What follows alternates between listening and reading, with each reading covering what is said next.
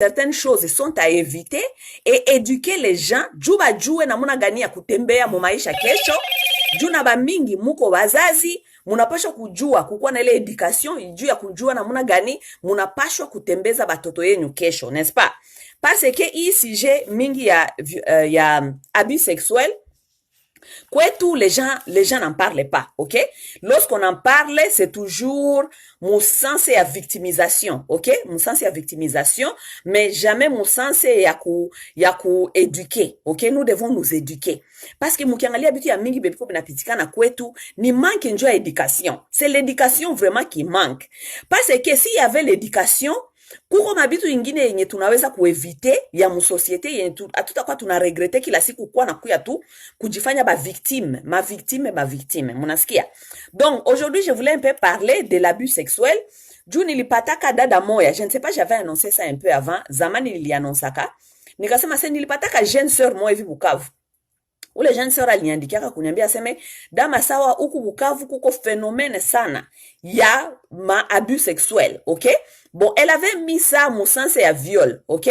Mon sens ya viol que kuko ma viol mingi kule kwetu biko na pitikana, et surtout ce qui étonne maintenant les gens et que les gens n'en parlent pas, kuko bababa benye bananja kukua na jiangaje mu ma acte sexuel na batoto yabo, tu vois? C'est les choses comme ça déjà, mon société est tunaikala amo traditionnellement, na société gisuko composée, ce sont les choses tabous, on n'en parle pas. Tandis que les choses là ne doivent pas être tabous. L'éducation sexuelle, les choses sexuelles ne doivent pas être tabous parce que c'est la vie de tous les jours. Et lorsque les gens en font du tabou, lorsque les gens n'en parlent pas, ça devient comme si kitu moya hivi ya kufuchika chini ya meza. Na bitu ya kufuchika chini ya meza binakuwa kama bitu binakuwa yenye inakuwa njireni bitu ya mubaya, mais comme personne n'en parle, on va continuer à le faire juu hakuna mtu mwenye iko na bi exposé, n'est-ce pas? Donc aujourd'hui nilitafuta un peu kusemelea ile kidogo, tuangalie namuna gani tutajiedike shibote na baba na ba mama na ba jeune, ok? Juu ni responsabilité yetu quand même, tukwe tunasaidiana aussi mu société, ok? Mu société hatuta kwa tu tunaishi tu hivi tu, ça on dirait rien ne marche. Mukiangalia ma société za mingi zina évoluer, juu kuko ile ma éducation de masse. Ma gouvernement zabo, ma société zilijilanse muma éducation de masse. Comment éduquer la masse? Masse inapasha kujua namuna gani ya kujikomporte. Masse inapasha kujua namuna gani ya kutembea, ok? Mais nous, chez nous, ile éducation ya masse haikuwake, ok? Juu, ma gouvernement zetu haziko responsable juu ya kusponsorize ma programme, ok? Juu ma pays zingine zotona ziko develope, ile ma programme za mingi ziko nécessaire juu ya société na communauté zabo. Donc ma gouvernement zina sponsorize, zinatia mafranka muma programme, zinatia mafranka muma ONG, zinye zitakuwa zinasensibiliser batu kwa ile sens, ok? Mais chez nous en Afrique, nous sommes encore très loin de ces rêves-là. Hakuna vraiment gouvernement responsable ya kutia mikono ama kutia mafond, ma finance. J'ai toujours dit kwetu kuko bali batu wenye biko banajita ba gouvernant, ok? Munasikia katu souvent inakuwa kama slogan. Aseme nous avons besoin de changement de mentalité. Changement de mentalité, ce n'est pas un slogan. Changement ya mentalité haiko slogan. Changement ya mentalité, c'est tout un programme. Parce que ilikamata katan ya mingi batu bakuwe na ile adopter ma comportement zenye haziko bien mu société. Ça ne doit pas être un slogan du kusema sema changement de mentalité. Changement de mentalité, c'est tout un programme. Ça veut dire il faut tout un autre programme kuonesha batu sasa ma comportement zingine za mupya. Parce que les gens qui avaient déjà adopté des comportements qui n'étaient pas bien, ça ne le prend pas aita bakamata busiku balale balamuke kesho juu ba changer ma comportement. Hapana, ça prend du temps. Gisi tu bali ingize ile ma mentalité, ça prend beaucoup de temps, na inapasha kwa aussi ça va aussi prendre beaucoup de temps juu ya kudétruire, défaire ile ma mentalité yabo, kubapatia sasa mentalité ya mupya, kubaonesha sasa njia ya mupya. C'est tout un programme, ce n'est pas un slogan, ok? Donc leo quand même nilipenda tusumulilie ile sujet. Moi pour moi mnajua mimi dama sawa mimi kwa na sujet tabou, ok? Mimi kwa na sujet tabou, mimi napenda ka sujet yote tuilete yule ya meza tuisumulie, tuangalie namuna gani tutaavanse mu harmonie mu société. Parce que je pense que hakuna mtu mwenye anazaliwa kama monstre. Au moins que uko seulement psychologiquement dérangé, ok? Comme uko psychologiquement dérangé, ça c'est une autre chose. Ça devient une maladie. Mais je pense que mu société, hakuna mtu mwenye iko monstre. Kila mtu anazaliwaka innocent, anakomala. Maintenant, ni environnement yake, ama société, ama famille, ama ma experience yalipita mu maisha, njo inakuwa kinatourne sasa mutu anakuwa méchant, mutu anakuwa na makomportement za mubaya, mutu anakuwa donc c'est que on peut dire maintenant tunaanza kuona batu biko ba monstre. Mais tandis que si la société s'investissait, ok, tukwe tunajua kama hakuna monstre, mutu yote anaweza kupita mu maerreur, peut-être juu akuwa na information, peut-être juu iko exposé mu société yenye inamu exposé mu ele ma comportement, peut-être on pourra faire mieux, ok, parce que nous pouvons vivre dans l'harmonie si tout le monde y mettait, si tout le monde mettait ses efforts mu société, si tout le monde mettait mikono yake mu pate, ok. Mais ce que j'ai remarqué aussi chez nous, kwetu mingi, moi aussi y compris, ok, ce que j'ai remarqué chez nous, batu ba mingi kwetu, ba parents surtout, ba parents ba africains, ba leo, ok? Parce que je vais parler de parents africains wa leo, na parents africains wa jana, ok? Parents africains wa leo, ni mutu mwenye, alishaka abandonner responsabilité. Et vous allez m'excuser de vous le dire, ok? Ba parents ba mingi ba leo, ni batu wenye balisha abandonner ma responsabilité yabo. Parents wa leo, anazania kaseme, mutoto wake éducation yake inadépendre na masomo na église, ok? Oui. Njo ba parents ba africains ba leo bale, ok? Les parents qui ont démissionné de leurs responsabilités, qui pensent que c'est l'école et l'église qui est en charge à éduquer mutoto wake, ok? Oui, on dit ça prend tout un village pour éduquer mutoto, ok? Tout un village, ça veut dire toute la communauté. Communauté, ça veut dire église, ça veut dire masomo, ça veut dire librairie, ça veut dire bas voisin, tout ça, oui, c'est une bonne chose. Mais mutu mwenye ko responsable wa education ya mutoto, d'abord ni muzazi wake. Muzazi hawezi kukonte aseme batu bengine njo bataedike mutoto wake, yeye anafunga mikono. L'éducation sexuelle, ce n'est pas l'église, ce n'est pas l'école qui doit éduquer votre enfant. Oui, kuma masomo mwema si ubashanja kamata ile initiative ya kwanja kuéduquer batoto sur la sexualité, parce que la plupart des sociétés ont compris que les parents ne sont pas en train de faire ce travail, ok? Et je ne suis pas en train de dire que ni kazi yenye ko facile kuikala kwa nasumulisha batoto sur la vie sexuelle. Chez nous, c'est tout un tabou, c'est tout une autre chose, ok? Mais même ici, kwenye ma sociétés zeziko évoluer, bazazi benye masomo iko nafundisha batoto sur les bases de l'éducation sexuelle, jua babafundisha biote, babafundisha ma base. Les parents là ici, ma pays occidentaux, ma pays zenye ziko développé, benye abana culture mwana chie. Même si l'école éduque leurs enfants sur la sexualité, les parents aussi s'impliquent vraiment mu éducation sexuelle ya batoto yabo. Juu hauta sema tu masomo tunjo itaéduquer batoto yako sexuellement. Ok? Maintenant, vous pouvez vous rendre compte maintenant, chez nous en Afrique, muma communauté yetu ya Africain, kwenye batoto hawana chance, meme masomo haiwafundishe, meme église nasemaka nini? Église d'abord itabakataza kubambia aseme usijue banaume, usifanye hivi, usiguse fie, usifanye hivi, ukiona fie kimbia, ukigusa donc bananja l'église fait que faire peur aux adolescents, ok? Église inaogopesha kanjo ba jeune juu ya sexualité, ok? Tandis que l'histoire haiko question kuogopesha ba jeune, ni question ya éducation. Juu tupende tusitopenda, la sexualité c'est quelque chose du normal, et que batoto à un certain point batakuwa na ile curiosité sexuelle na batapenda kujilancer na kujua qu'est-ce qui se passe. Mais lorsque vous pensez que vous allez les faire peur parce que l'église leur dit, toi parent tu as laissé ta responsabilité ku église, kuambia église aseme aidike mtoto wako sexuellement, kumuogopesha, kumwambia aseme asifanye sexe, asiguse hivi, ni péché, tout ça, non. L'église ne va rien faire. D'où la nature va prendre place. Et lorsque la nature va prendre place, voilà venir les bêtises.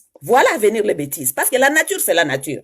Lorsque la nature prend place, jubale batoto, mukiangalia zamani, ata zamani ata leo, bangaliki banapeleka batoto kumamisa kubadanganya, aseme sexualité, ukigusa fie, ukifanya hivi, ni péché, tout ça, mais est-ce que inampeshe bale batoto basifanye sexe?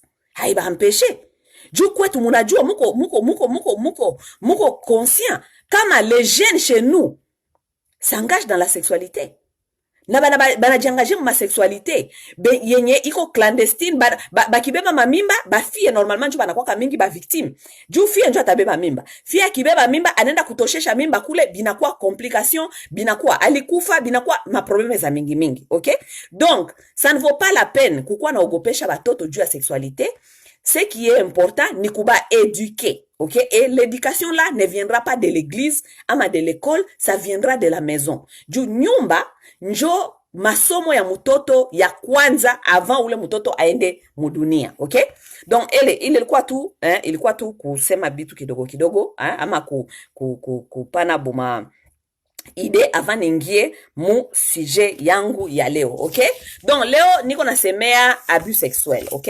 La plupart des temps, kuko batu ba mingi tunakuwa tunafanya confusion entre abus sexuel et viol, ok? Ukisikia mtu anakuita, anakuambia, on parle souvent de viol, ok? Oh, unaona bali violaka, batu ma famille banakuwa bana viole batu muma église banakuwa bana viole batu, kuma masomo par exemple ko ba professeur asema kwa na violer batoto et tout. J'aimerais bien faire la différence tukua tunajua kufanya différence entre viol na abus sexuel, OK?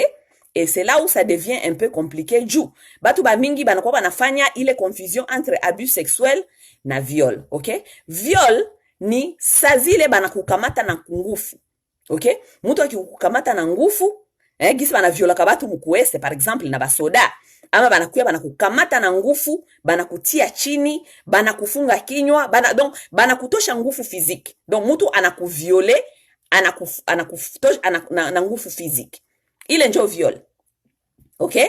Mais abus sexuel c'est différent. Jomana, lorsque nous éduquons les enfants aujourd'hui sur l'abus sexuel, nous devons être clairs. Nous ne devons pas mélanger les messages. Parce que lorsque nous mélangeons les messages, les enfants, les message haipitaki. Message haita ingia juu uliambia mtoto bitu yenye hakukomprendre benye alikuwa anasema. Okay?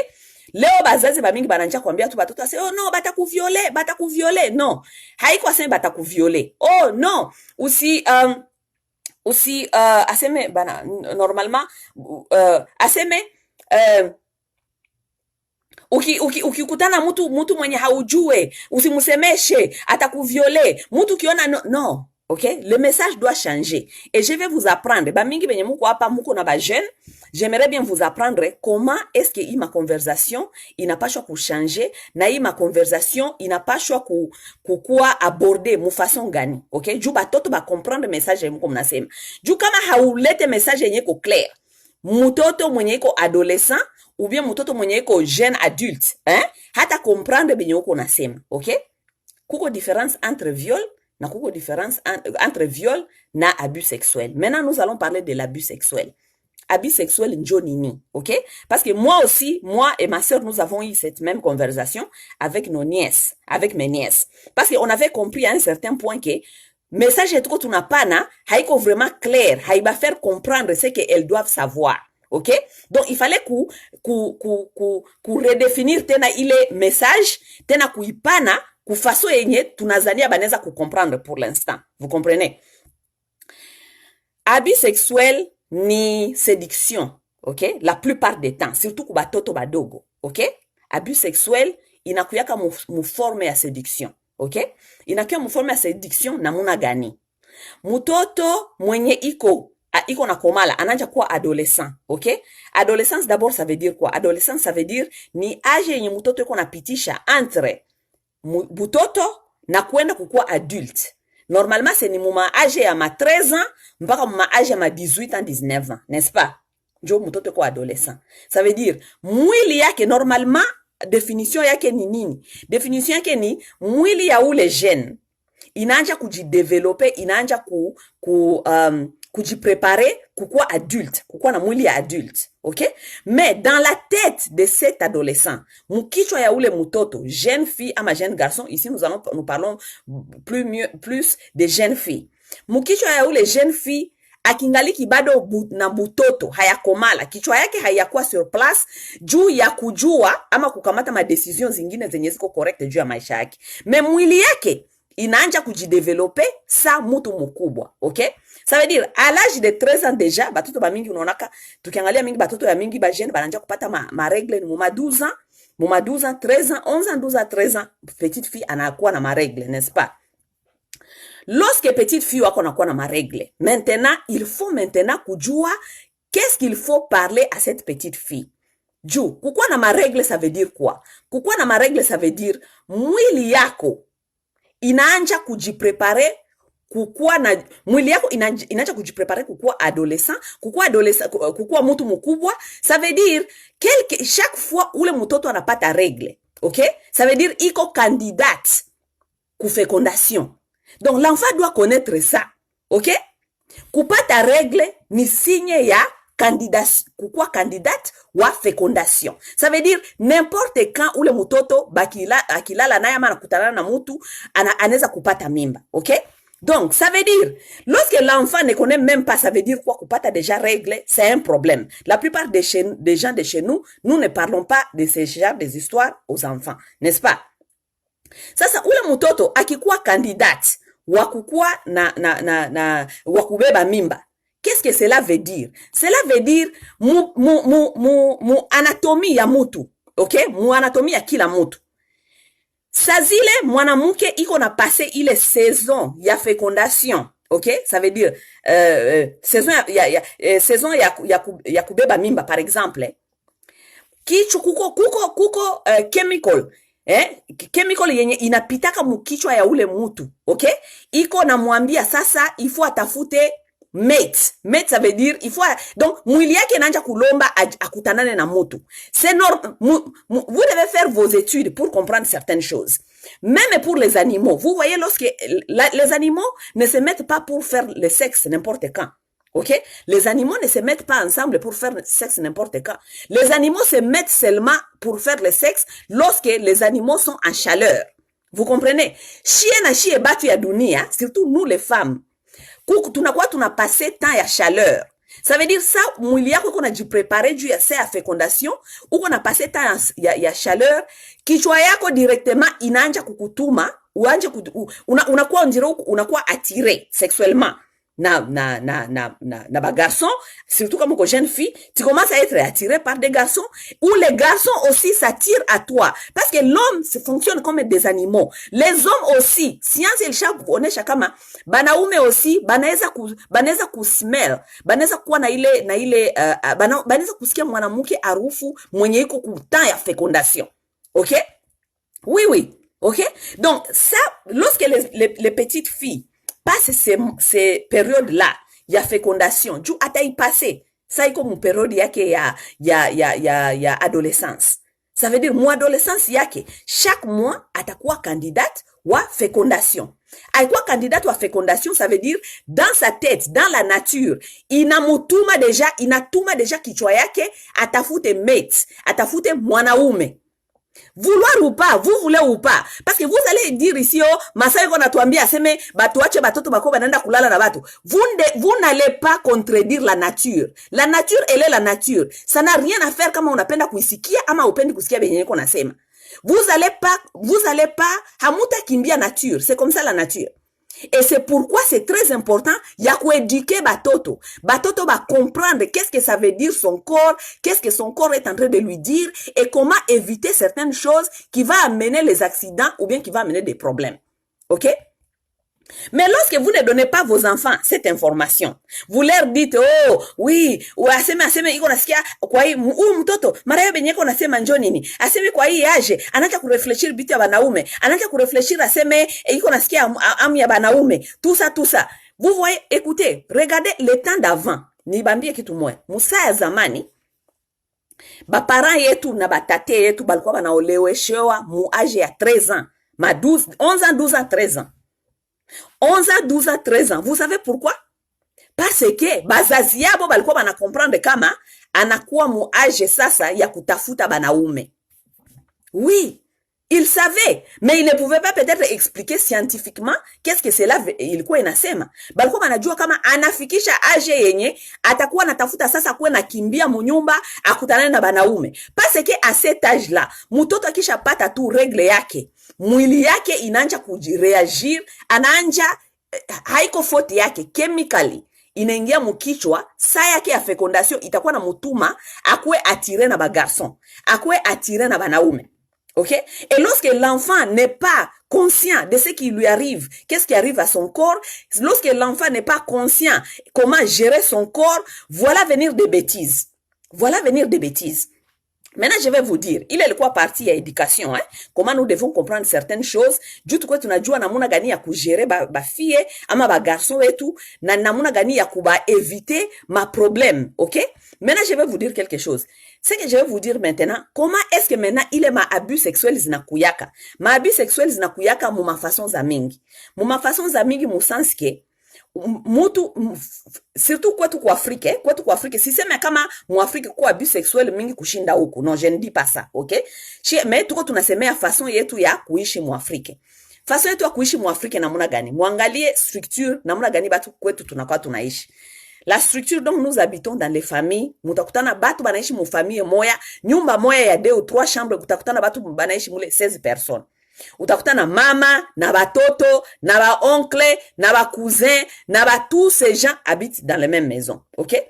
Mwele nyumba utakutana ba jene ba mingi benye biko mwele nyumba juu peut-être munaishi na ba cousin, peut-être munaishi na ba oncle benye biko peut-être na maage presque ça zenyu, munaishi peut-être na ba voisins aussi abiko mbali et tout. Utakutana mwele nyumba ama mwele environnement hakuna vraiment éducation sexuelle. Ça veut dire les adultes ou bien habajue namuna gani ya kupana ile éducation sexuelle kwa batoto ama habana ile volonté juu biko bya tabu na banazani aseme ukipatia mtoto ile éducation, ça veut dire unampatia akili ya kwenda kufanya kujiangaje kuma acte sexuel. Pas nécessairement. Ma recherche zinaonesha kama mtoto mwenye iko na education sexuelle ni mtoto mwenye anakuwaka najichunga kushinda mtoto mwenye hana education. Oui. Parce que cet enfant qui connaît déjà qu'est-ce qui se passe avec son corps, ni mtoto mwenye anajua kama nikisikia hivi ça veut dire ceci, mais mamangu aliniambia kama babangu aliniambia je n'ai pas encore l'âge de prendre ce genre d'engagement sexuel ama ma acte sexuel, ma conséquence yake njoi ni ama ni mimba ama ni ma maladie sexuellement transmissible, je suis encore jeune, ningaliki natafuta maisha yangu, ningaliki ifo nisome, tout ça. Il faut kuprepare batoto. Mtoto mwenye anajua ile ni mtoto mwenye anajua kujichunga kushina mtoto mwenye hajue. Juu mtoto mwenye hajue wenye kwamo, OK? Sa mwili yake na mutuma ama kichwa yake na mutuma ataifanya, me anaifanya na ufichi, me kwa ile ufichi najua haja information ataanguka mu mabetizi. Unasikia? Bon, maintenant turudilie bien nilikuwa nasema. Mimi nasema unaona structure ya maisha gisi tunaishi kwetu mu Afrika, tunaishi na bandugu ba mingi, unakutana nyumba moja inaishi ba cousin, ba cousine ba mingi, ba kaka bakubwa, tous ces gens ils habitent ensemble, OK? Lorsqu'ils habitent ensemble, tous ces gens-là, ils n'ont pas l'éducation sexuelle. Qu'est-ce qui va se passer? Juu na bazazi biko strict, habapendi ba fille ama ba garçon bakwenda ba copine nje. Oui, parce que chez nous c'est comme ça. Ba parako abakuéduquer sexuellement, bana ko exposer mu nyumba ya batoto ba mingi, ba cousin, ba oncle, tout le monde habite chez vous. Il vous éduque pas sur la sexualité, mais il vous expose dans des maisons où il y a tout le monde, là où on ne peut pas échapper à la nature, parce que lorsque la nature viendra dans la tête et dans le corps de ces gens jeunes qui sont dans la maison et ils ne sont pas éduqués, ils n'ont pas la capacité d'aller chercher copine ou copain ailleurs, qu'est-ce qui va se passer? Les gens qui sont dans les mêmes maisons batanja kugusa namo.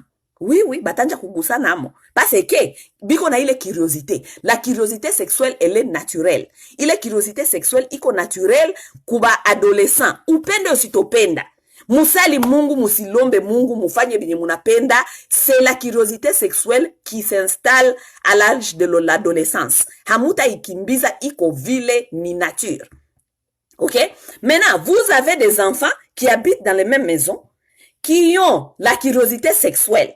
Et cette curiosité sexuelle, qu'est-ce qui va se passer? Batanja sa namuna gani kuangalia namuna gani, batafanya ile expérimentation entre eux. Oui. Njo maana unasikia kama histoire za mingi, batoto benye baliishi ensemble, unasikia ba cousin, batoto ya ba oncle, batoto ya ba fulani, batoto ya ba ndugu balikia kuishi kwenyu, me utakutana Banaja kwambia seme oh oui mimi nilikuwa ka abusé na cousin yangu, nilikuwa ka abusé na bandugu ya mamangu, nilikuwa ka abusé et tout et tout. Mais qu'est-ce qui s'est passé? Est-ce que nous avons compris au moins l'environnement donc où nous avons mis tous ces enfants dedans? Vous ne comprenez pas. Malheureusement, mimi najua meme hata famille moya hapa Washington kwetu. Okay? Mimi najua famille moya hapa Washington kwetu kwenye kaka wa 13 ans akaanza kugusa baloko yake wa 11 na 9 ans. Famille ikakuwa oblige bakabitia vitu ya Mungu. Bakakuwa oblige kusema seme oh shetani aliingia mwabo, bakakuwa anje kuoblige kupeleka ule mtoto wa 13 kuma eglise aseme ba mudelivre ni bya shetani. Bakakuwa oblige kwa na bakakuwa oblige meme hapa Amerika baka déplacer ule mtoto kumtosha mwile nyumba ya famille yake bakamtia mu mafamille nyingine. Mais qu'est-ce qui s'était passé? Ukiangalia environnement donc on avait exposé cet enfant vraiment iko kitu yenye hatuwezi kushangala kama ili arrive. Juu baba na mama balikuwa tout le temps absent mu nyumba. OK? Et lorsque les parents sont absents, qu'est-ce qui se passe? Balikuwa banaachia ule mtoto wa 13 ans wa garçon charge ya bandugu yake ya banamuke. Akuna banawisha, yenjo anabapatia chakula, yenjo anabapigiaka, yenjo anafanyaka biote. À l'âge de 13 ans, un enfant garçon adolescent, il commence à devenir curieux sexuellement. On ne peut pas l'exposer à quoi na sukula badada yake. Regardez là où nous mettons nos enfants souvent. Et lorsque les histoires arrivent, voilà, parce que tupende tustopenda bale batoto batakomala banakuwa traumatisés. Mais est-ce que ce ne sont pas les choses qui peuvent être évitées? Ce sont les choses qui peuvent être évitées. Juu hawezi kupatia mtoto wa 13 ans. Peut-être wewe peke muzazi hauko conscient ya benye biko binapitikana, hauko conscient mu sens que mtoto wa 13 ans ni adolescent. Âge adolescence ni âge ya curiosité sexuelle na ni âge yenye mwili ya ule mtoto inaanza kulomba vitu ya mingi. Un petit garçon de 13 ans, il commence à avoir ce qu'on appelle le wet dream. Wet dream, ça veut dire anakuwa na ile mareve ya kutosha sperme. Vous comprenez? Parce que son corps produit le sperme. Mwili yake anaanza kuproduire sperme. Ile sperme, comme le petit, il n'est pas sexuellement actif à cet âge-là, anakuwa njoba na banafanyaka ile ma wet dream. Ça veut dire anakuwa anamuye kitanda. Ça veut dire atalota iko nafanya anajiangaje mu relation sexuelle, anatosha ile sperme. C'est du naturel. C'est du naturel. Voilà les parents africains qui ne sont pas conscients, qui ne s'éduquent pas sur la sexualité. Kwa ile age akisikia tu ase mtoto wake wa garçon anakuwa na ile mareve ya sexualité ya kuwa na ejaculer, sa analala mabusingisi bana mubandika jina ya anakuwa na ba femme de nuit. Anakuwa na ba femme de nuit, il faut kumpeleka kumisa, kufanya délivrance, mutampeleka kumisa gisi munapenda, batamulombea gisi banapenda, mais ça ne va pas stopper la nature. Parce que le petit garçon produit le sperme, ça devient un adolescent. Un adolescent, ça veut dire, mwili yake qu'on a dit transformer, qu'on dit préparer kukuwa un homme. Ça veut dire que son corps maintenant produit le sperme. Vouloir ou pas, il doit dégager ses spermes. Et comme il n'est pas engagé sexuellement na mwanamuke, il doit les dégager dans ses rêves. Il doit rêver en train de faire la sexualité et il va dégager son sperme. Tupende tustopenda. Ok? C'est la nature. On ne peut pas défier la nature. Kama mupendi éducation, ça c'est votre problème. Mais on ne peut pas défier la nature. La nature, elle est la nature. Unasikia? Donc, un petit garçon de 13 ans, mwenye anakuwa curieusement sexuel, anakuwa na sentir mwili yake iko nalomba banamuke, munamwachia responsabilité ya munyumba akwe na sukula badadake, yenjo akwe na fanya badadake biote juu bapara muko absent tout le temps. Vous pensez qu'est-ce qui va arriver? Vous pensez qu'est-ce qui va arriver? Malheureusement, cette famille, elle est détruite. Parce que cet enfant-là, je le connais, je le vois. Mina mwana munjia kisi à chaque fois détruit, bali mutoshaka mu famille yake bakampeleka ma famille zingine za akei, akakuwa mu madrogue, akakuwa mu mabitu ya mingi. Mina mwana kule mtoto munjia, mina msikilia huruma. Parce que à l'âge de 13 ans, c'est un enfant qui avait besoin de guide, ya guidance. Ni mtoto mwalikuwa na besoin ya bazazi bamuoneshe na njia. Mais banamwachia ma responsabilité za mingi, kwele ma responsabilité mtoto ajue naye bya kufanya, anaanza kujikomporter n'importe comment na badada yake. Maintenant ile faute yote basha ipatie ule mtoto na alors que il avait que 13 ans. mtoto wa shetani, mtoto aliharibisha badada yake, tout ça. Un enfant de 13 ans, il connaît quoi? Oui, vous pouvez tout dire ce que vous voulez. Juba mingi mutakuya pa munasema oh non, ni ule mtoto alikuwa tuna mashetani. Un enfant de 13 ans. Munamwachia responsabilité ya kuwa na sukula bandugu yake, ya kuwa nafanya bile vitu vyote. Tous les enfants ne sont pas les mêmes. Ndio maana kila mzazi anapaswa kujua mtoto wake, jua ajue namna gani atamuguider mtoto wake. Il y a des enfants qui sont curieux. Trop curieux. Et il y a des enfants qui n'ont pas aussi ce genre de curiosité. Ok? Donc hauta compare mtoto wako na batoto wengine. Aseme oju fulani anachoka batoto yake, mtoto wake mkubwa bandugu yake bachunge na mimi ndawachia bangu. Non, toi tu dois te connaître ton enfant. Oui. Ndabapatia exemple ingine iko simple. Familia ya sijui kama mnajua R. Kelly. R. Kelly ni musicien américain. Munakumbuka R. Kelly alikuwa na maprobleme ya mingi hapa, alikuwa muma abus sexuel, ça veut dire alikuwa na lara banamuke ba mingi, surtout ba jeune dame. Mais aujourd'hui, batu ba mingi bana comprendre d'où vient le problème de ces messieurs. Ce monsieur a été abusé sexuellement par sa grande sœur. Ça balikuwa batoto badogo, ba parents balikuwa na baacha munyumba. Banaachia grande sœur wabo mwenye alikuwa na 15 ans. Ule grande sœur wabo njo abachunge. Donc yeye R. Kelly alikuwa kama sijui na 10 ans, kama 9 ans. Alikuwa na kaka mwingine naye alikuwa kama na 12 ans. À cet âge-là, bale batoto ba mama bogisi habakuwa na baba munyumba, balikuwa tu na mama, donc la maman doit aller au travail tout le temps, il laisse les enfants à la maison. Batoto bakanja ule wa mkubwa wa 15 ans, mwa balikuwa na mwachia bandugu yake, akakuwa analala na bandugu yake. Pourquoi? Parce que les parents ignorent que les enfants à cet âge-là, ce sont les enfants qui sont curieusement qu'on a curiosité sexuelle. Et lorsqu'on ne les éduque pas et on les laisse quelque part, presque na maje moya, ces enfants-là, s'ils ils sont trop curieux, batanja kugusana bopeke. Bananja kugusana, bananja kupendana, apana kupendana, mais parce qu'il y a kuna bia kupendana pale ni, ils vont s'engager dans les actes sexuels. Ok?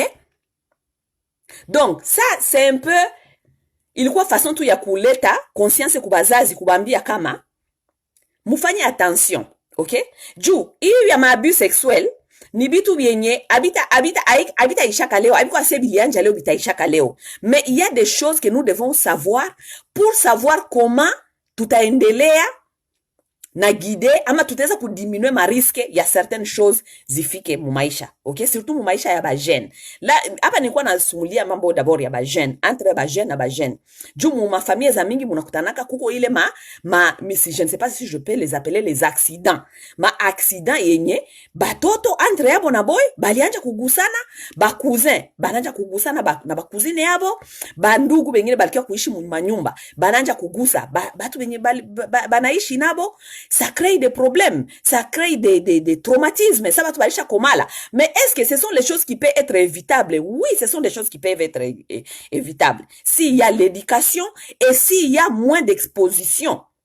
Juu, angalia bazungu gisi banaishi leo. Muzania se bazungu balianja kuishi hivi tu, baka décider batakawa naishi tu mama na baba na batoto. Non. Et aussi, ce sont des gens qui sont passés dans des sociétés là où les choses n'ont pas marché à un certain point, baka étudier namuna gani kudiminuer ma risque ya bitu bingine. Bazungu abaishingi gisi shiba africain tunaishi mumanyumba. Les blancs n'habitent pas comme nous les africains habitent.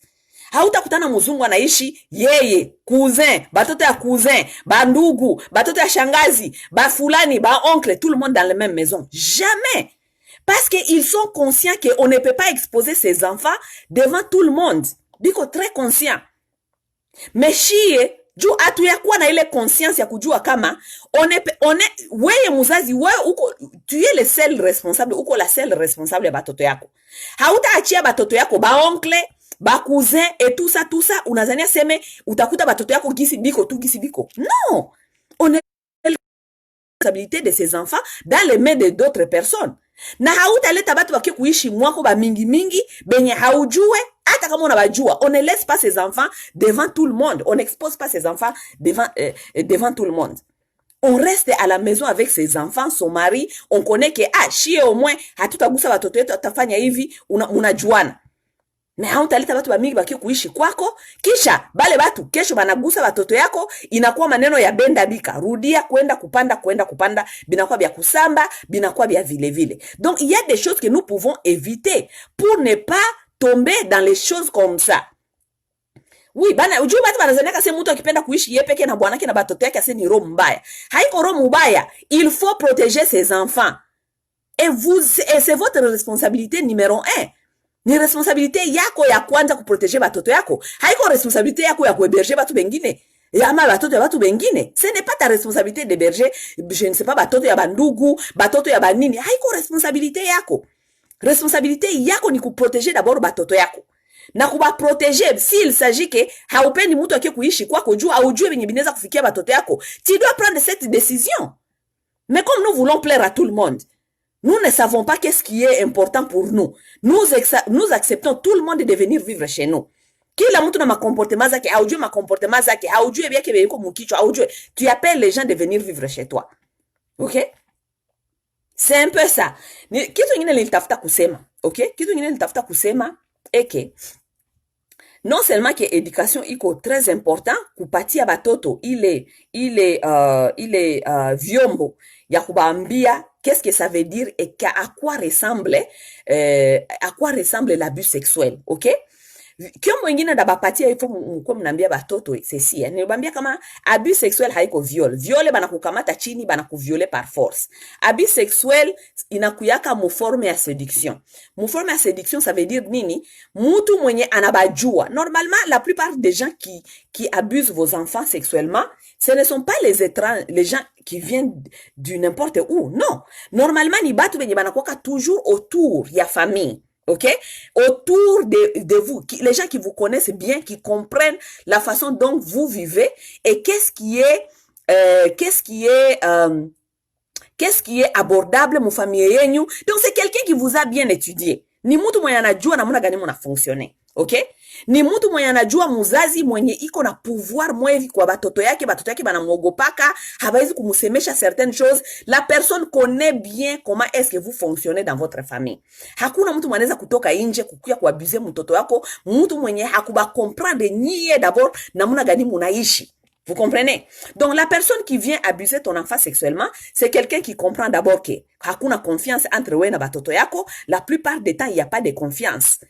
Kama hakuna confiance, ça veut dire ton enfant ne peut pas venir te parler de n'importe quel sujet. Du kwetu ni tabou. Batoto abana ile flexibilité ya kusumulia na mzazi wake. La plupart de nos enfants, ce sont les enfants perdus. Abana ile flexibilité ya kusumulia na mzazi sur n'importe quel sujet. Mutoto donc ananja kukalikile binyatambia muzazi nikisema hivi batanipiga, nikisema hivi batanipinir, nikisema hivi bataniambia nilibijuia wapi. Donc mutu mwenye ataabuse mtoto wako alisha deja comprendre kama ile relation yenyu na ile batoto haiexiste. Donc anajua kama akiabuse mtoto wako ça sera plus facile juu ule mtoto hana confiance na bazazi yake, halete yake bazazi yake ma information. Unasikia?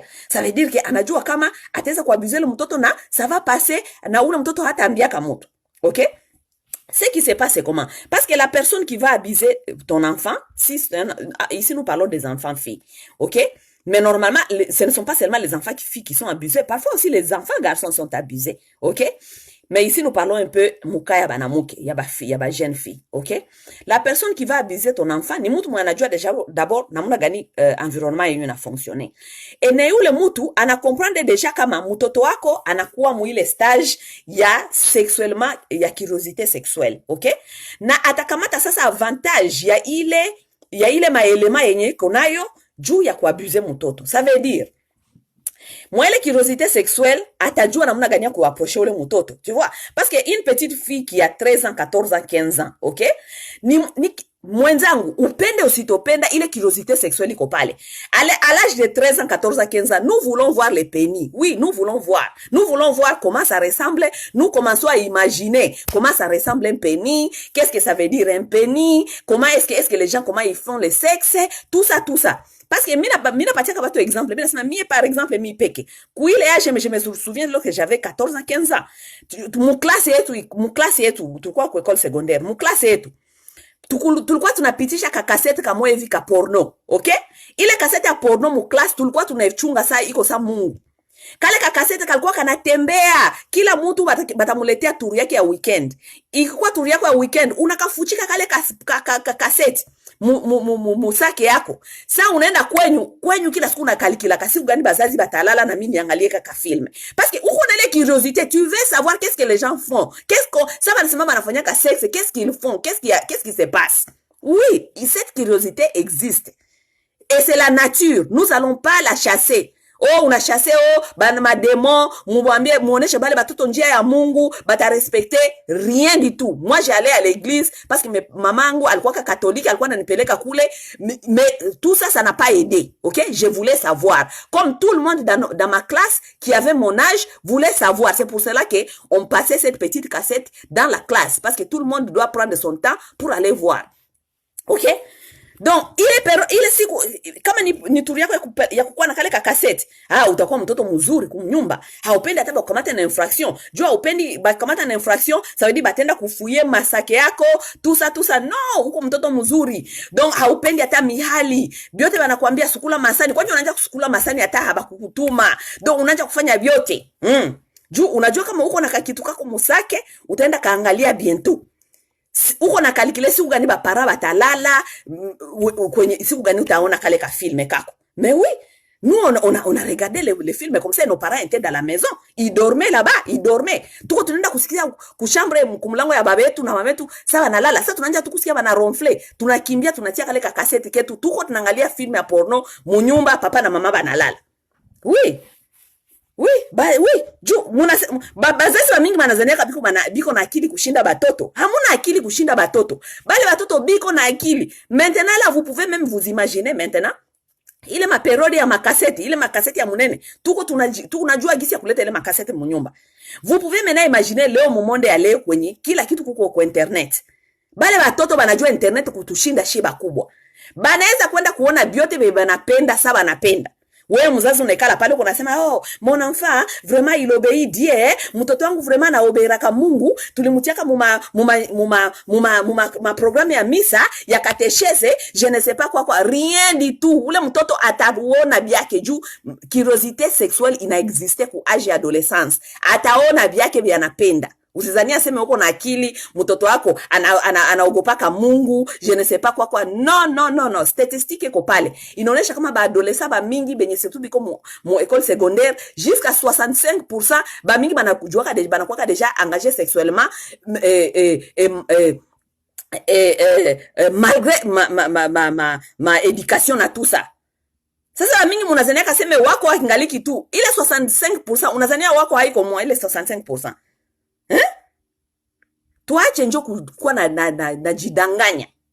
Bazazi ba mingi biko mudeni. Juu je ne pense pas que kuko muzazi mwanaweza kurefleshira aseme mtoto wake anaweza kuwa na relation sexuelle.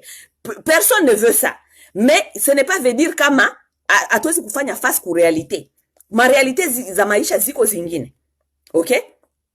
Donc je disais à cet âge là mtoto anakuwa na ile curiosité, anapenda par exemple kukua na jua ama kuona, iko na ma question nyingine anapenda ba mu répondre yako, mais tu vas demander ce genre de questions qui à ton parent, mzazi yako hata ku répondre. Qu'est-ce qui va se passer? Mtu mwenye iko pale mwenye atakuabuser sexuellement, anajua kama huyu mtoto iko na ile curiosité na ile manque ya information iko nayo besoin. Atajifanya sasa rafiki yake na ule mtoto.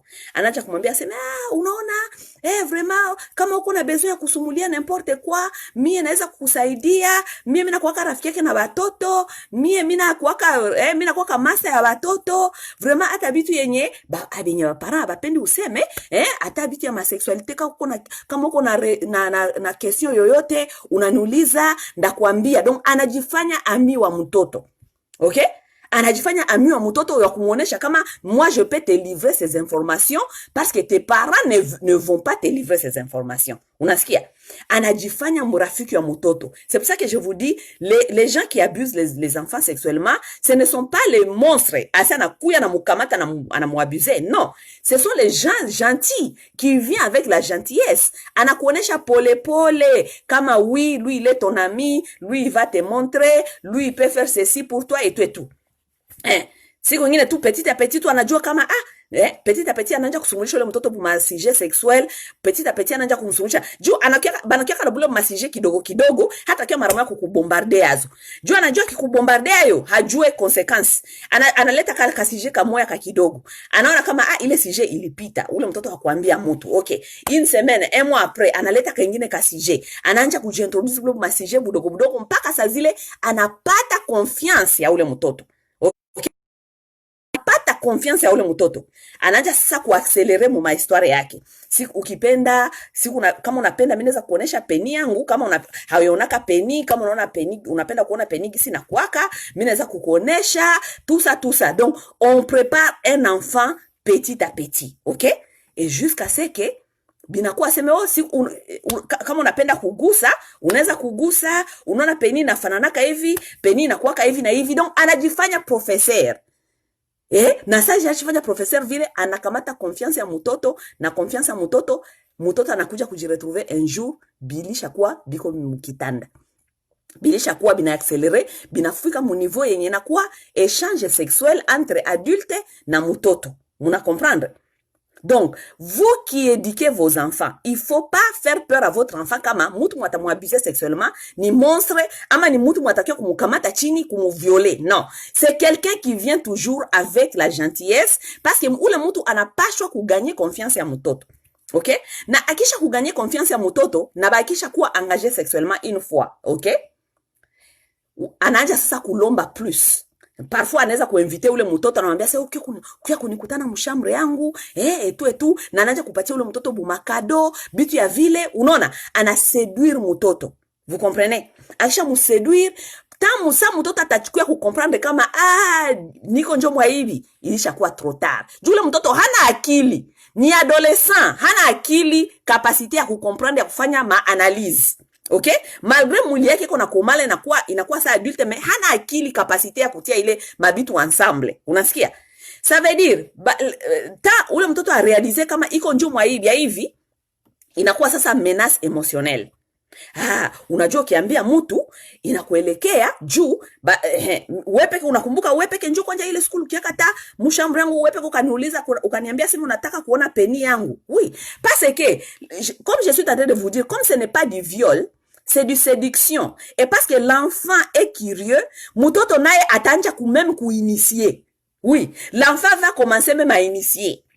Parce que ce n'est pas quelque chose aiko aseme balimufanya mubaya kasikia mwili mubaya. La sexualité c'est quelque chose qui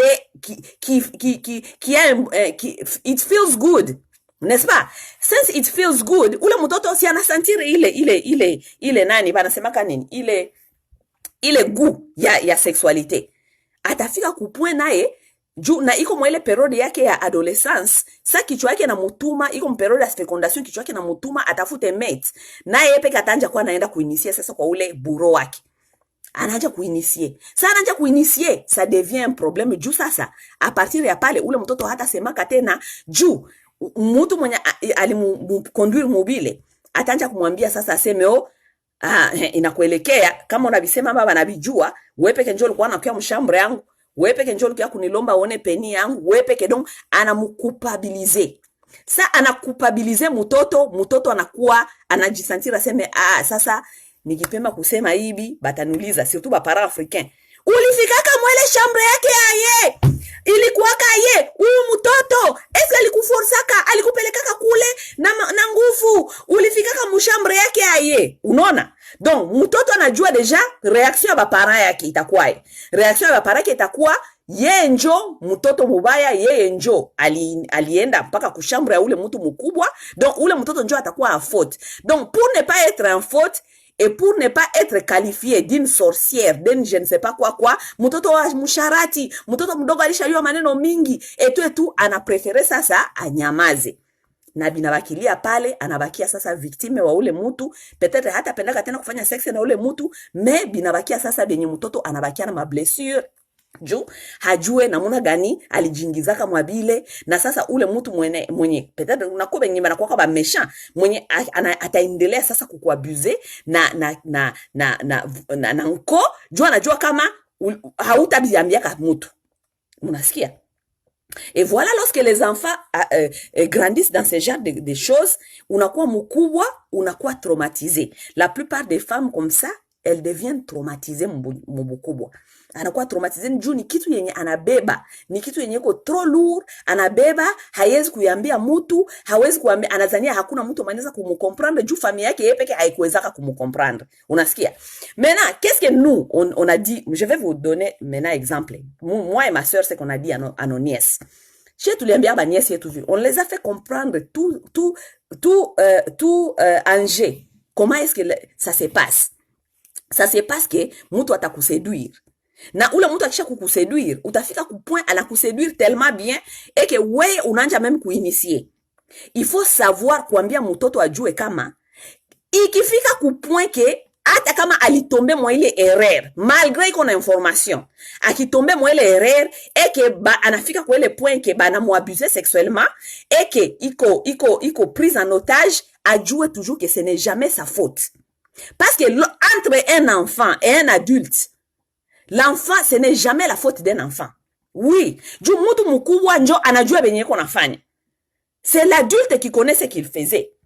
Mtoto mdogo hajui benye kwamo. Iko innocent, iko stupide, iko mu eta yenye hana ile intelligence ya kukamata ma décision ya kujua qu'est-ce qui se passe. C'est l'adulte qui séduit l'enfant qui est en faute.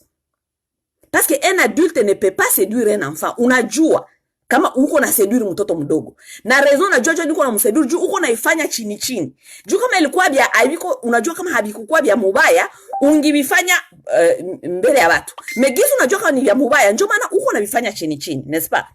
Donc, il faut toujours dire à vos filles ceci. Si ça t'arrive que tu tombes dans ces erreurs, il faut toujours venir dire, et parce que ce n'est jamais ta faute.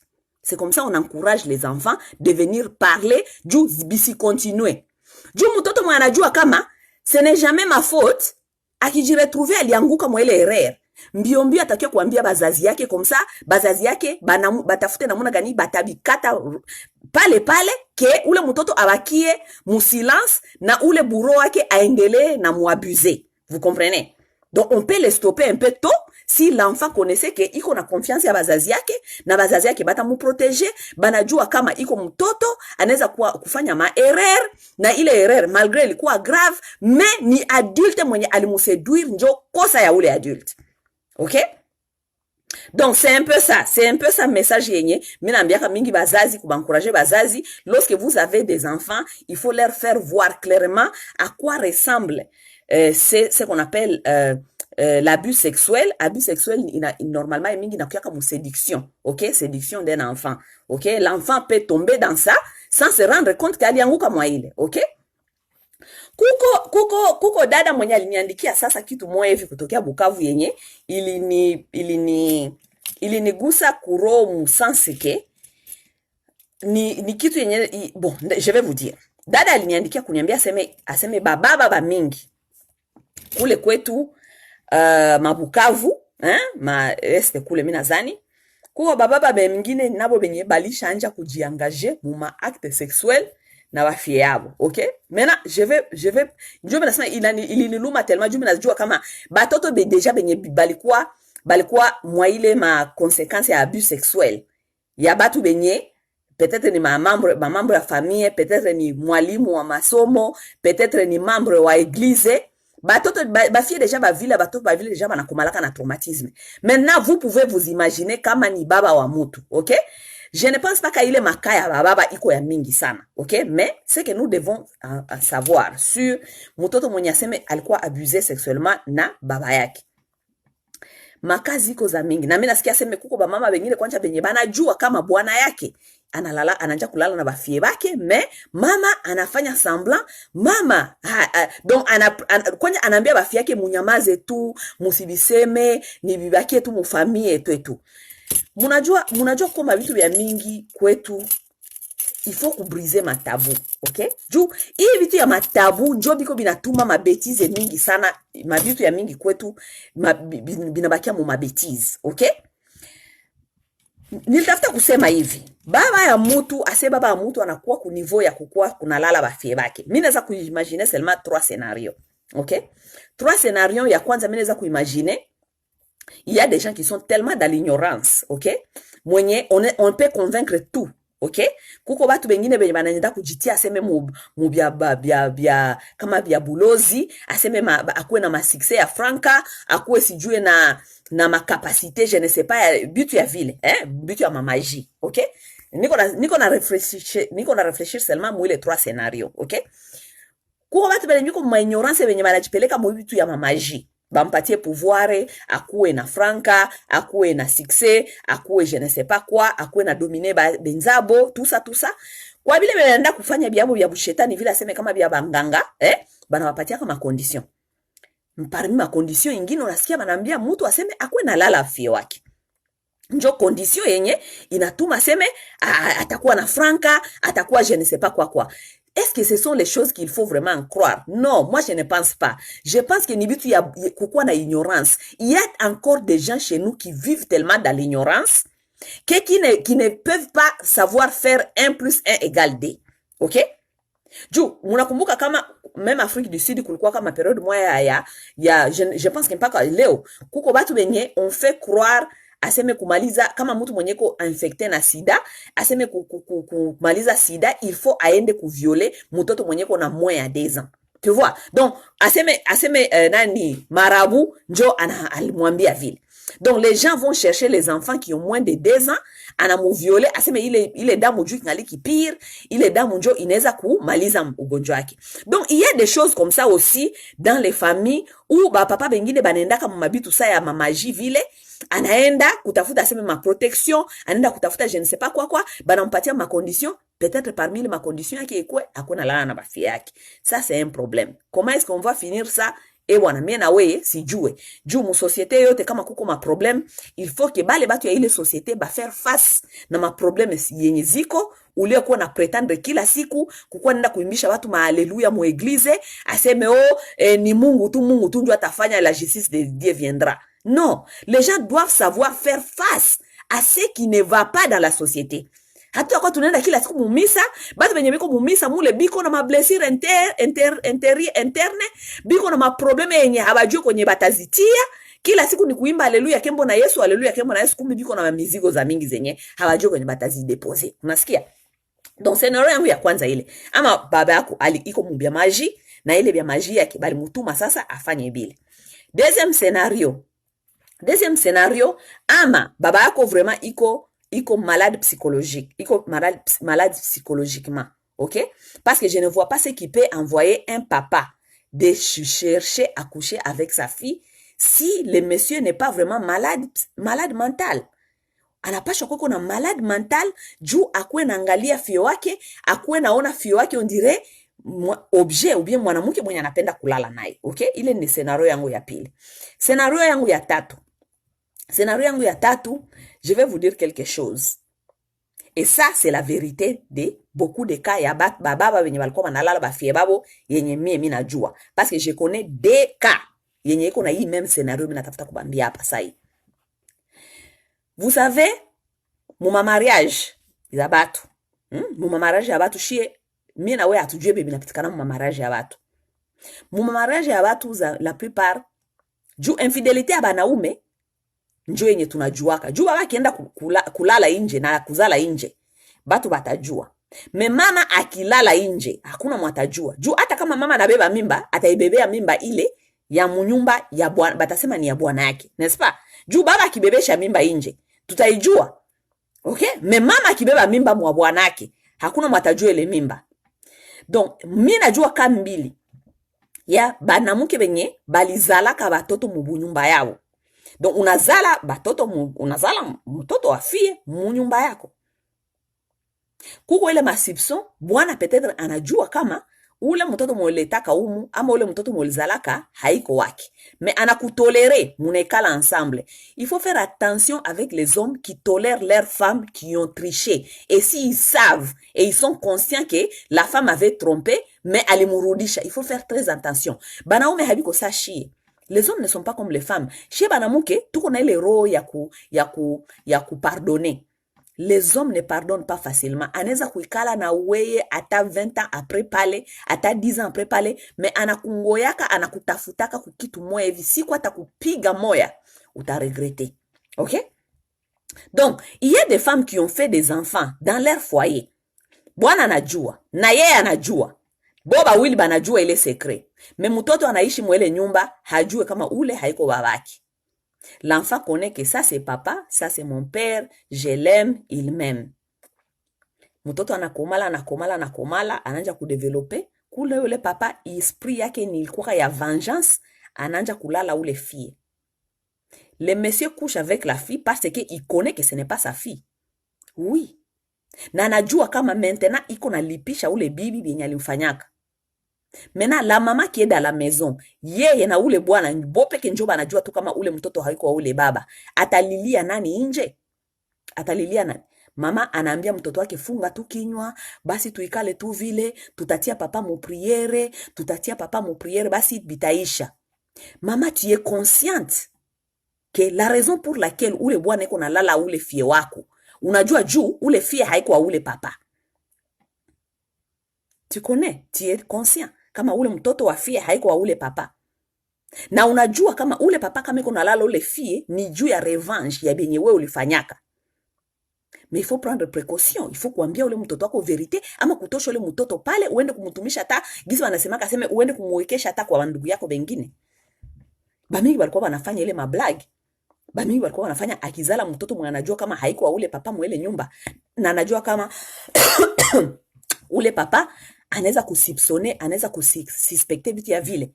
Anajikonfia hata mufamii unasikia anakuambia aseme shangazi fulani anafurahia na mtoto fulani alimulomba basi akiwa kule Bulaya, akiwa basi kuikala kule aende kusomea kule. Tu vois la maman qui est un peu consciente, anatosha ule mtoto vile mwile jamaa na akili, anamutuma quelque part d'autre aende kukomala basi kubandugu yake juu ule mtoto asikuye kukua probleme mwele nyumba ama ule mtoto asikuye kusibir bitu benye haiko supposé kusibir. Donc mimi naweza kusema hivi, bana mke benye kuko dada mwaliniandikia ile ECG kuniambia sasa baba mingi bashanja kulala bafia wao hapa, mais hakuna mwenye biko na bisema. Mimi nabapatia tu ile scenario 3. Baba mwenye anaanza kutosha nguo kulala fie wake. Kuko ile scenario tu 3. Bon, peut-être mnaweza kuniongezea zingine hapa yenye mnaweza kurefleshir. Mie pour moi je pense que kunaweza kwa tu ile scenario 3. Ama iko mbitu ya mama Maji kwenye balienda kumpatia ma condition ase il faut akona lala fie wake, ama ni mtu mwenye ko malade mental psychologique mwenye hajielewa hakomprendre. Alors mtu akikuwa mtu ya vile ni mtu mwenye il faut ku mwanamke mwenye iko na akili mwenye anajua kama batoto yake biko expose vile na bwana mwenye kichwa yake haitumike bien, anapaswa kutosha bafie bake pale kama yeye peke apendi kutoka mwele bunyumba. Kama upendi kutoka mwele bunyumba, ce n'est pas veut dire batoto yako nao banapaswa kusibire ile makomportement ya bwanako. Les hommes qui sont comme ça, ce n'est pas qu'ils se réveillent le matin et commencent ce genre de comportement. Nous les femmes, nous les connaissons. Banamuke bamingi banaishi na banaume benye, mwanaume mwenye haezi kuona ataka petite fille kanapita.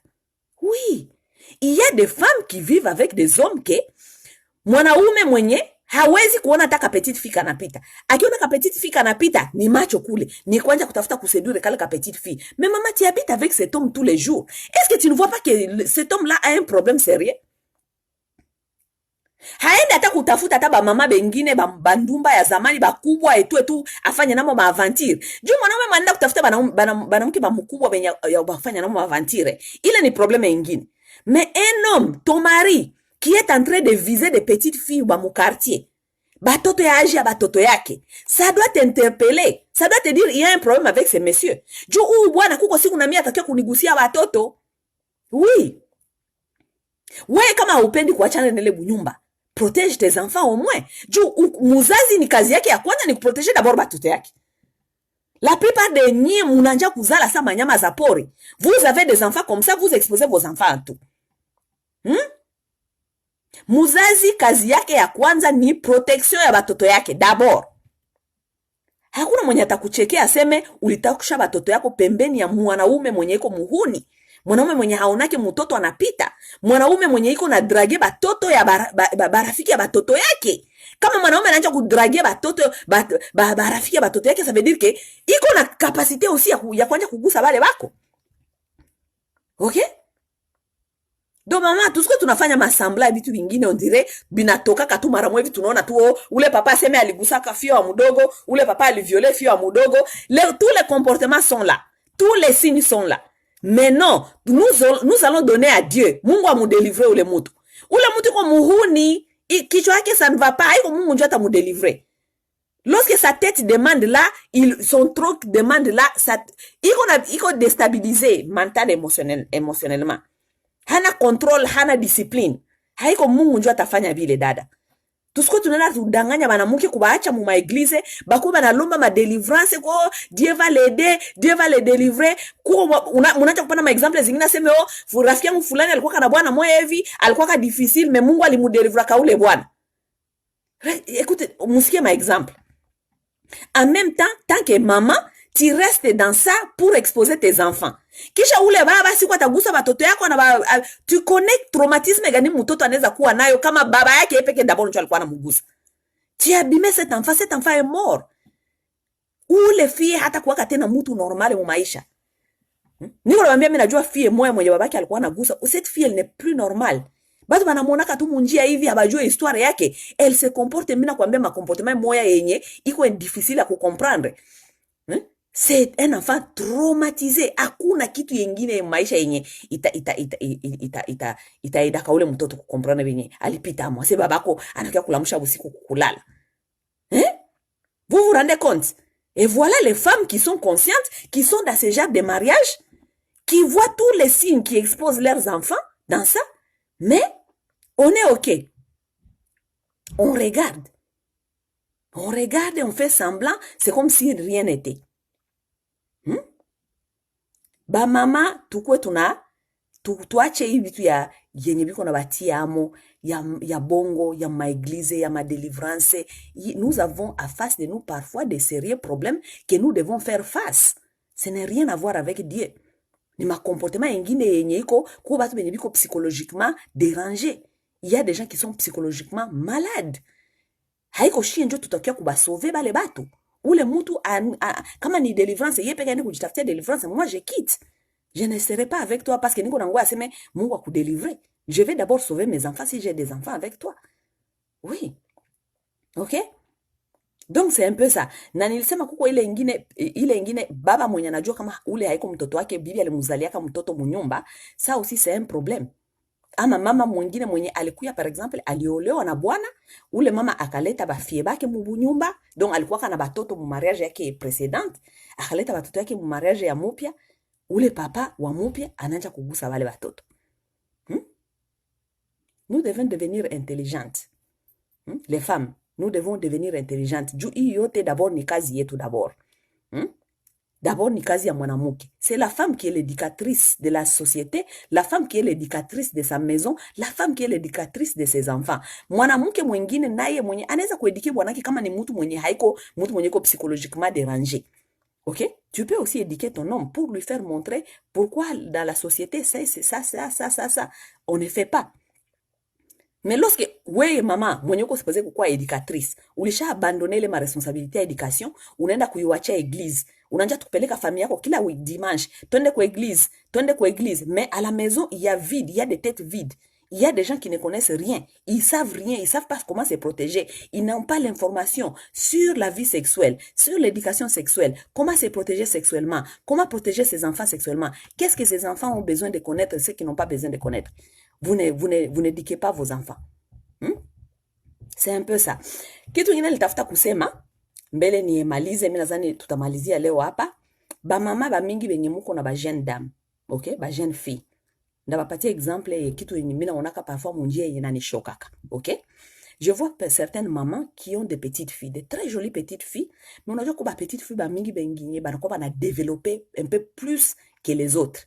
Utaona mama mwingine kuna petite fille kia mzuri.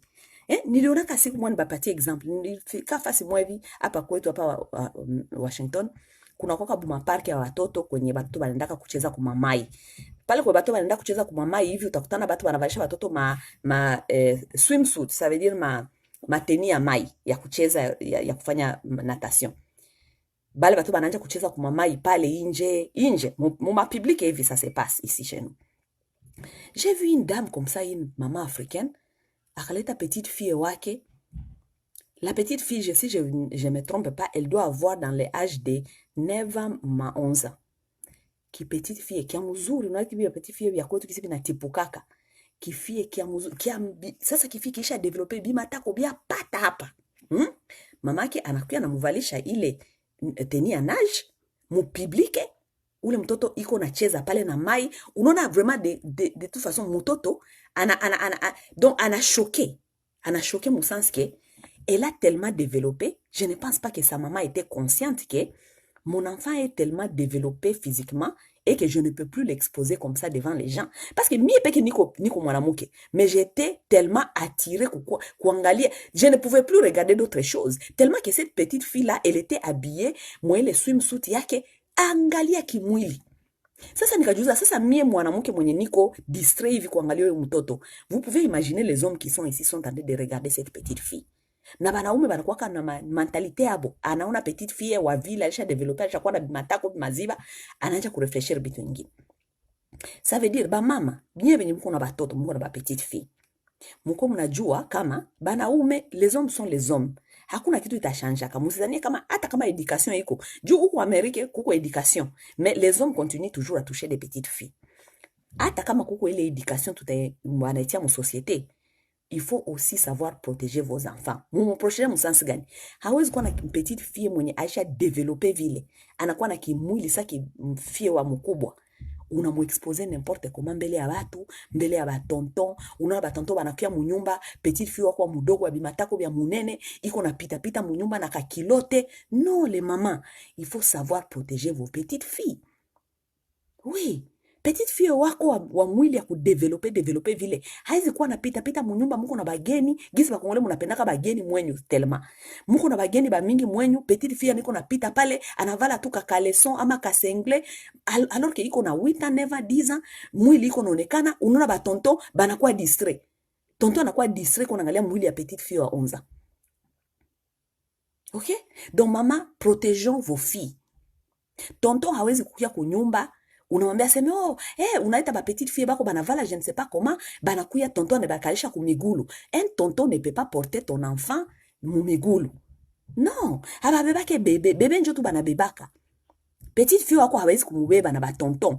Tonton anaanza kukamata bebe, petite fille wako anaanza kumkalisha kuma migulu. Sasa nekala kuma migulu vile kama ni petite fille kiko bi matako bya mingi. Si tonton anaanza kusikia ile mamatako gisi na mwikali yako.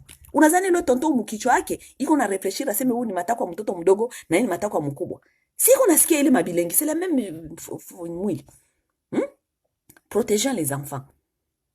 Sa mko na bageni munyumba, unajua kama mtoto wako kwa mtoto ufio umwasha developer, unaangalia bitu gani anakuwa navala mbele ya watu. Oui, entre vous dans la famille c'est autre chose, mais mbele ya watu, qu'est-ce que cet enfant va porter? Et kama anakuya kusumulia na watu na batonton, comment elle se comporte avec les tontons? Joko wale batonton aussi benye banakuyaka, akishona mtoto vile na developer vile, anaanza kuangalia namna gani atawaingilia munyumba.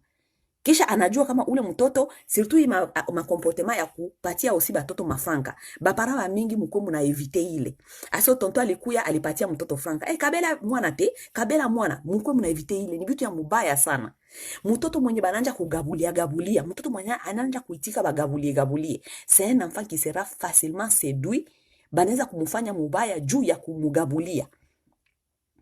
Oui, juu tonton anaweza kukuya leo anampatia ka $20 mbele yenu, munaitika tonton akabaka. Sasa ule tonton kesho anakuya nyuma mgongo yenu anampatia $100. Ule mtoto hata katala, juu anajua kama devant mes parents il me donne et mes parents acceptent. Donc il me donne $100, je vais prendre. Anakamata $100 kesho. Kesho kuta anakuya anampatia $100 chini ya meza. Kesho kuta anakuya anamwambia mulisi aseme ndakununulia telefone i5. Mais il ne faut pas dire à tes parents, mais je vais te donner l'argent, tu vas acheter iPhone i5. Mtoto anaitika. Si mtoto inakuwa secret yake sasa juu anazoea kukamata. Les parents, vous devez éviter les gens qui donnent vos enfants les choses. C'est une mauvaise éducation. C'est une très très mauvaise éducation. Anagabulia watoto, hawezi ukiwa kwa mtu unapatia mtoto wa mtu franka. Non. Kama uko na besoin peut-être ya kupatia mtoto wako ama niece ama mtu quelque chose, il faut kuwa d'accord d'abord na mzazi wake, ama unapatia mzazi unamwambia utanunulia mtoto kitu fulani. Mais hii ya kukamata batoto, mkwe mnakataza batoto bakubwa na kamata mafranka kutokea kwa batonto. Iko mbaya sana. C'est comme ça on séduit l'enfant dans les jours à venir. On connaît que ni mtoto mwenye wakwao wanaitikaka bako na mpatia patia, et dans les jours à venir on peut venir lui dire derrière les portes kamata na atakamata na tunamupitisha tu pale. OK? Donc c'est un peu ça. Batonto benye mko mna ile ma comportement ya kuwa naenda kugusa ba petite fille, c'est une très mauvaise comportement. Bamingi hamuko eduke mwele sens ke tunatoka mu Afrique, kule kwa Afrique ma comportement zingine ziko on dirait iko normal. OK? Mais munajua kama haiko normal juu mnaifanyaka chini ya meza. Juu kama vilikuwa vya normal, mlikuwa mnabifanya sur la table. Mais comme ce n'est pas normal, c'est pourquoi vous le faites chini ya meza. OK? Ile ma comportement tunapasha kuiwacha. OK?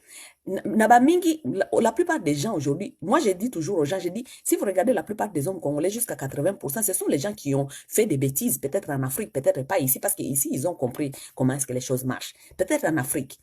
Kama uko parmi bale batu wenye ulifanya mu ignorance, haukujuaka kama ili blessé moto, pardonne-toi et demande pardon à celle que tu avais blessée. OK? Parce que kitu yenye mtu analomba pardon juu hakukuwa na jua, iko pardonnable.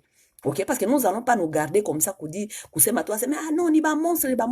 Ba mingi balifanyaka ile mabujinga ni juu biko balikuwa mu ignorance.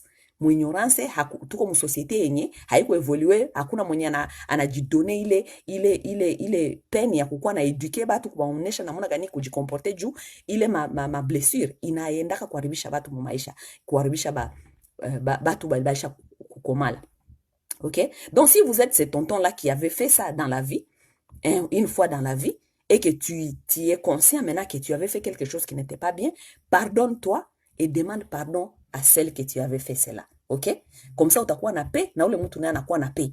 Ule mtu anajua kama alinilombaka quand même pardon juu hakukuwa najua benye alikuwa kama. OK? Et on continue la vie.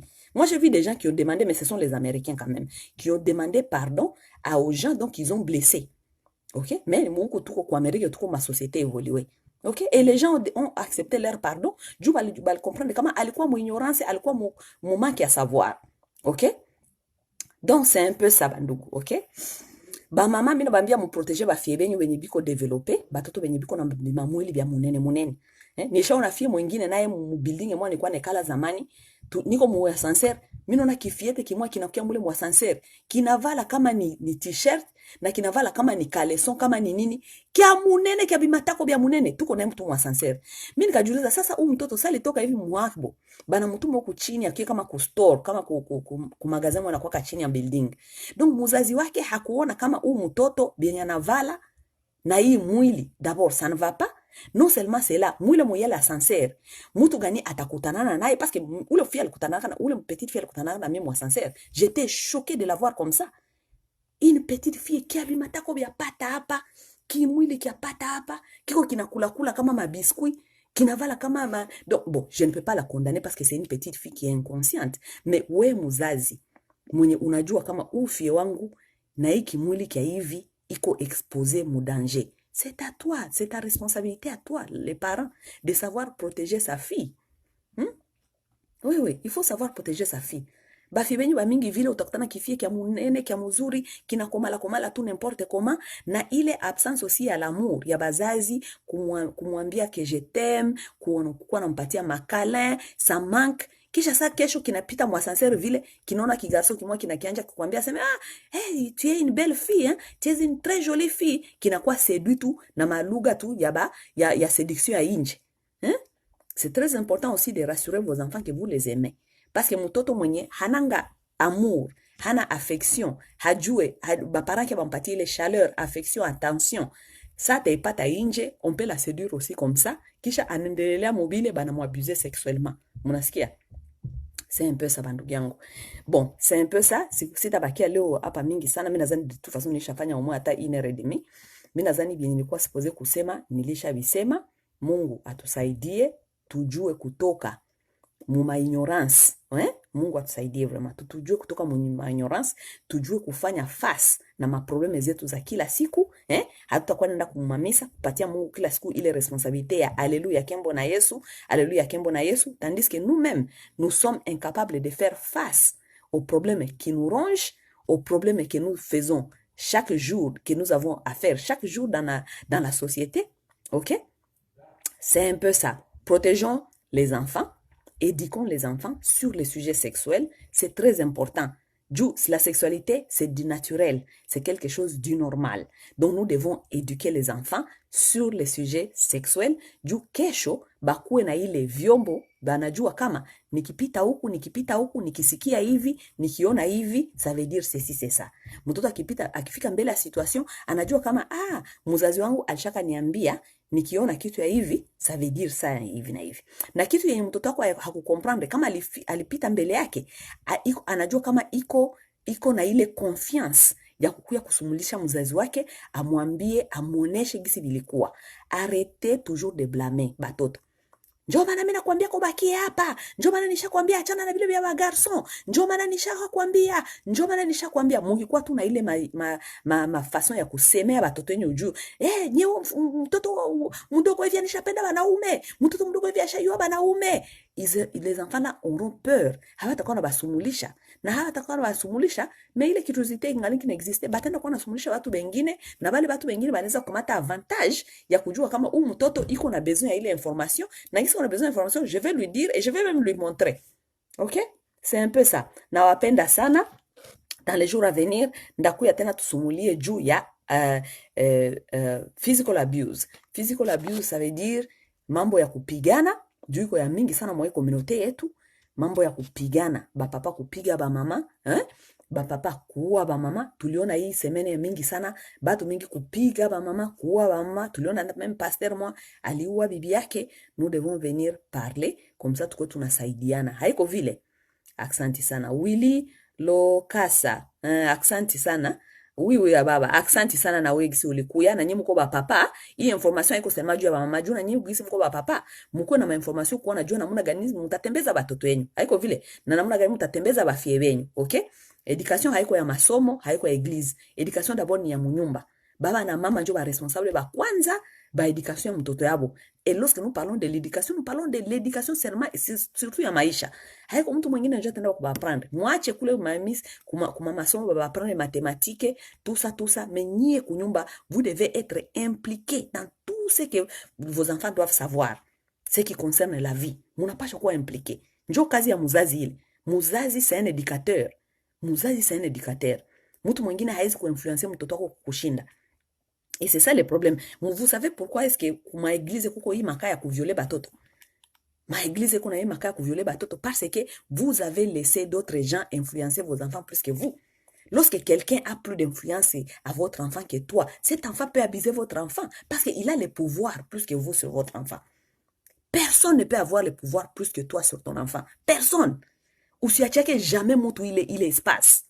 Ne laissez jamais cet espace à quelqu'un d'autre d'être plus influençant sur ton enfant que toi. Jamais. Usiachie mtu l'espace. Ikikuwa seme ni mwalimu, ikikuwa seme ni pasteur. Non. Pasteur kama mko batu wa eglise, mnajua kama pasteur iko na espace yake, na espace yake inaishia hapa na hapa na pale. Mnajua kama mwalimu iko na espace yake inaishia hapa na hapa na hapa. Mais influence ya mtoto, c'est toi les parents. Mkiona kisi wenzeni bazungu kisi banafataka education ya batoto yabo, utasikia mzungu kona fata. Mimi nilikuwa nadhania mbele inakuwaka curiosité gani bazungu banakuwa nayo ya shetani. Utasikia mzungu anauliza mtoto wake kila ka question. Ulikuwa wapi? Ulisumulia na nani? Ulikuwa na rafiki yako pale nje, mulisumulia nini? Hata kama mtoto wake alishimama na mtu rafiki nje pour 5 minutes. Mulisumulia nini? Alisema nini? Alifanya nini? Parce que les parents veulent savoir. Ule mtoto wake alisikia nini? Eske bile alisikia bili mu influencer mo façon gani? Kama bita mu influencer anapaswa kubitosha mbio amrudishe akili yake ya mzazi.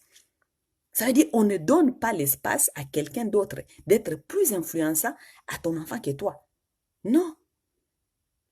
Premier influenceur wa mtoto wako ni wewe. Wewe ndio unapaswa kumwaprendre mtoto wako bia mingi.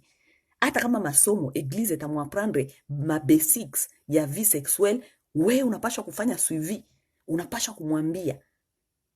Na sheba hapa Bulaya tuko na chance juu mtoto na mtoto ça dépend na âge yake. Mtoto akikuwa na curiosité sexuelle, vous êtes exposé à tout. Ya kuuliza ba pédiatre yenyu, vous pouvez lire, savoir quelles sont les informations que je peux donner à mon enfant kwa hii âge na hii âge qui concerne la sexualité.